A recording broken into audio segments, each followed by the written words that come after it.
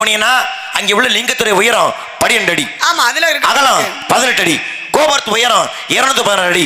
மொத்தம் உள்ள நந்திக்கும் வெளியே சிவலிங்கத்துக்குள்ள இடைப்படுத்தோம்னா 240. அங்க இருக்கு சொல்லணும். அங்க இருந்துதான் சிவன் கொடுத்தார் முருகப்பெருமானுக்கு. சரி, ஏத்துக்கலாம், ஒண்ணும் தப்பு இல்ல. பஞ்சாயத்து இல்லமா ஏத்துக்கிறீங்கல்ல?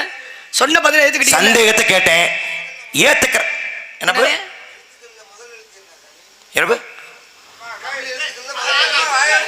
தமிழ் எழுத்துக்கள் இல்லையா? வள்ளுவரே சொல்லியிருக்கிற அகர முதல எழுத்தெல்லாம் ஆதி பகவான். ஏன் அவர் முதல்ல அப்பா அம்மா பேரு ஆதி பகவான் ஆனே ஆரம்பிச்சிருக்கலாம்ல. அகரம் அகரம் என்றால் முதல்ல ஆரம்பிக்குது. அப்ப எல்லாரும் முதல் எழுத்து ஆதானே. சரி, வேற எதுவும் அதையும் நடாத்த வேண்டுமா? பாருங்களேன், பிரணவ மந்திரம் அப்படின்னா அகரம் உகாரம் மகரம் மகரம். ஏன்னா சுவாமி மலையில என்று சொல்லுதானேங்க தமிழ். சுவாமி மலையில சிவபெருமானுக்கு மந்திரத்தை உபதேசிக்கின்ற பொழுதே முதல் அகாரத்தை வச்சுதானே அவர் சொல்ல ஆரம்பிச்சார். முதல் எழுத்து. சரிங்க, அப்ப ஏத்துக்கிறீங்க. இப்ப நான் உங்ககிட்ட கேட்கின்றேன், இப்ப வருவதும் போவது இரண்டுன்றாங்களே, வருவதும் போவதுன்னா என்ன? வாழ்க்கையில இன்பமும்